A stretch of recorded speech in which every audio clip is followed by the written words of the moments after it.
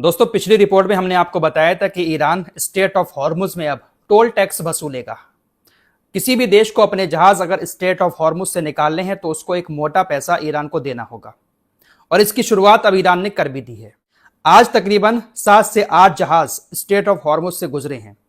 ये किस देश के थे यह बात अभी सामने नहीं आई है, लेकिन जो भी जहाज स्टेट ऑफ हॉर्मुज से गुजरा, ईरान ने उससे तकरीबन $2 मिलियन लिए हैं। जी हां, $20 लाख एक जहाज के बदले में ईरान ने लिए हैं। अब अगर किसी भी देश को अपना जहाज स्टेट ऑफ हॉर्मुज से गुजारना है तो उसको तकरीबन $20 लाख ईरान को देने होंगे। दिन भर में कई सारे जहाज गुजरते हैं, इस लिहाज से ईरान एक बहुत मोटा पैसा स्टेट ऑफ हॉर्मुज से अब कमाएगा। मजबूरी है देशों की, पैसा देना पड़ेगा, $20 लाख देने होंगे। मैंने ये बात आपसे सुबह ही कही थी कि ईरान प्लान कर रहा है टोल टैक्स वसूलने का और ईरान ने उसको वसूलना शुरू भी कर दिया है। तो इस जंग में ईरान जो कह रहा है वो करके दिखा रहा है। ऐसा नहीं है कि ईरान बड़ी बड़ी बातें फेंक रहा है और वो कर नहीं रहा है। ईरान ने जो बात भी कही है इस जंग के दौरान उसको कुछ ही घंटों में पूरा भी कर दिया है। अब एक और बड़ी खबर चल रही है। एक तरफ स्टेट ऑफ हॉर्मुज को ईरान ने बंद किया है, वहीं दूसरी तरफ अब जो इंटरनेट की मोटी मोटी केबल समुद्र के अंदर बिछी हुई है उनको भी अब हिट कर सकता है ईरान। रॉयटर्स की रिपोर्ट के मुताबिक समुद्र में जो इंटरनेट की मोटी मोटी केबल बिछी हुई है उनको टारगेट करके पूरी दुनिया को ईरान नुकसान पहुंचाना चाहता है। ईरान इस तरह का प्लान कर रहा है कि अगर इंटरनेट को ही ठप कर दिया जाएगा तो बाकी के काम तो दुनिया भर के देशों के वैसे ही ठप हो जाएंगे, क्योंकि ज्यादातर दुनिया भर का जो नेटवर्क है, इंटरनेट नेटवर्क, वो कहीं ना कहीं समुद्र में बिछी मोटी मोटी केबल के जरिए ही आता है। अगर ईरान ने उनको निशाना बना दिया तो तमाम देशों के लिए मुश्किल खड़ी हो जाएगी और ईरान यही चाहता है कि और देशों से हथियारों से ना लड़ा जाए, ऐसी टेक्निक अपनाई जाए जिससे तमाम देश परेशान हो जाए। स्टेट ऑफ हॉर्मुज को बंद कर दिया, इस्लामिक देशों के तमाम गैस और तेल के प्लांट को बंद करवा दिया। इन सब का असर दुनिया भर के तमाम देशों पर पड़ रहा है। अगर इंटरनेट की केबल को निशाना बना दिया ईरान ने, अगर ईरान वाकई में ऐसा प्लान कर रहा है रॉयटर्स के मुताबिक, तो ईरान हमला जरूर करेगा, क्योंकि इस जंग के दौरान हमने देख लिया कि ईरान ने जो भी कहा है वो करके दिखाया है। गाजा की जंग के दौरान भी बहुत सारे आरोप हूतीस के ऊपर लगते रहे हैं कि हूतीस इंटरनेट केबल को निशाना बना देंगे, लेकिन हूतीस ने निशाना नहीं बनाया, क्योंकि हूतीस के पास शायद इतनी ताकत नहीं है। लेकिन ईरान के पास इस तरह की पनडुब्बियां हैं कि वो अंदर अंदर ही इंटरनेट की मोटी मोटी केबल को डैमेज कर सकती हैं। पूरी दुनिया के लिए एक बहुत बड़ी मुश्किल खड़ी हो जाएगी अगर ईरान ने ऐसा कर दिया। फिलहाल ईरान अपनी धुन में आगे बढ़े जा रहा है। खबर फिलिस्तीन से आ रही है। फिलिस्तीन के अंदर इतिहास में पहली बार मस्जिद अक्सा में ईद की नमाज नहीं पढ़ी गई। इजराइल ने इस रमजान के दौरान मस्जिद अक्सा को बंद रखा। फिलिस्तीनियों को नमाज पढ़ने की इजाजत नहीं दी गई, लेकिन हद तो तब हो गई जब ईद की नमाज के लिए भी जब फिलिस्तीनी वहां पर पहुंचे तो इजराइल की पुलिस ने वहां पर आंसू गैस के गोले छोड़कर उनको तितर बितर कर दिया। उनके ऊपर आंसू गैस के गोले छोड़े गए, नमाज नहीं पढ़ने दी गई और महमूद अब्बास गोली खाकर सो रहा है। महमूद अब्बास बहुत जल्दी निंदा करने आ जाता है जब ईरान हमले करता है अरबी देशों पर, लेकिन इजराइल जब हमले कर रहा है इनके ऊपर तो उसकी निंदा इनकी तरफ से नहीं की जा रही है और इनकी इतनी औकात नहीं है कि अपनी मस्जिद अक्सा को खुलवा सके इजराइल की पुलिस से। सारी की सारी सिक्योरिटी फिलिस्तीनी अथॉरिटी ने इजराइल को दे रखी है। इतिहास में पहली बार, जब से इजराइल बना है, इसका जन्म हुआ है, तब से पहली बार आज मस्जिद अक्सा में ईद की नमाज नहीं हुई। नमाज पढ़ने जो लोग आए उनको भी आंसू गैस के गोले छोड़कर भगाया गया। यह हाल हो गया है फिलिस्तीन का। फिलिस्तीनी अथॉरिटी सिर्फ नाम की है, कब्जा तो इजराइल का ही है। गाजा से कुछ खूबसूरत तस्वीरें सामने आई हैं। खंडरों के ढेर हैं, लेकिन ईद की खुशियां वहां पर मनाई जा रही हैं, क्योंकि ईद की खुशी मनाना भी सुन्नत है।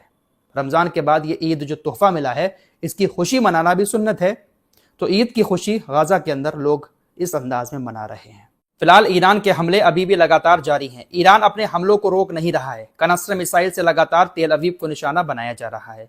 कुछ और कनस्टर मिसाइलें आज फिर कुछ देर पहले इजराइल की तरफ छोड़ी गई थी, तस्वीरें सामने आई हैं। इस तरह का नुकसान कनस्टर बमों से हुआ है। कनस्टर बम नुकसान इसलिए पहुंचा रहे हैं क्योंकि इंटरसेप्ट करने के लिए अगर एक मिसाइल हो तो उसको तो आयरन डोम इंटरसेप्ट कर सकता है, लेकिन जब वो मिसाइल बहुत सारे बमों में तब्दील हो जाती है तब इंटरसेप्ट चकरा जाता है। कहां से किसको रोके, बहुत सारे बम इधर उधर गिर रहे हैं। आयरन डोम की बात चलिए तो यहां पर एक खबर और बता दूं दोस्तों, आयरन डोम जहां पर रखा हुआ है उसको ऑपरेट करने के लिए जो टीम वहां पर इजराइल ने लगाई है तो उसका एक मेंबर ईरान के लिए जासूसी कर रहा था। ईरान को खुफिया जानकारी इजराइल का एक ऐसा शख्स दे रहा था जो आयरन डोम को ऑपरेट कर रहा है। इजराइल की पुलिस ने इसको गिरफ्तार किया। गिरफ्तार करने के बाद कहा गया कि इसको एक मोटी फंडिंग ईरान से मिल रही थी, ईरान इसको पैसे का लालच दे रहा था और भी बहुत सारी जरूरत की चीजें इसको दे रहा था, जिस वजह से इसने खुफिया जानकारी ईरान के साथ शेयर की है। तो जब इजराइल के यहूदी ईरान के लिए जासूसी कर सकते हैं तो आप सोच सकते हैं कि ईरान के लोग इजराइल के लिए जासूसी क्यों नहीं कर सकते। मोसाद किसी को भी अपना जासूस बना लेता है, ज्यादातर लड़कियां इनके इशारे पर चलती हैं, मोसाद के इशारे पर। यह पैसा बहुत बुरी चीज है, ये किसी को भी किसी के खिलाफ कर सकता है। उधर हुतीज ने एक और बड़ा बयान दे दिया है। हुतीज ने अरब देशों को चेतावनी दी है, खासकर यूएई, जॉर्डन और सऊदी अरब को। हुतीज ने कहा है कि ईरान या यमन के लोग या जो भी प्रतिरोध संगठन ज़ायोनी शासन के खिलाफ मिसाइल हमले कर रहा है, आप उनकी मिसाइलों को लगातार रोकने का काम कर रहे हैं। हुतीज ने तमाम अरबी देशों को धमकी दी है कि अगर कोई भी अरबी देश ईरान या हमारी किसी भी मिसाइल को रोकने की कोशिश करेगा तो वो भी इस जंग का सीधा हिस्सेदार माना जाएगा। फिर हम उसको भी टारगेट करेंगे खुलकर, क्योंकि वो हमारी मिसाइलों को इंटरसेप्ट कर रहे हैं। हमारी मिसाइलों को इंटरसेप्ट करना बंद करें। हमारी मिसाइल अगर इजराइल की तरफ जा रही है तो उसको जाने दें। दोस्तों, जॉर्डन के अंदर भी बहुत सारी मिसाइलें रोकी जाती हैं। जॉर्डन इजराइल के करीब ही है।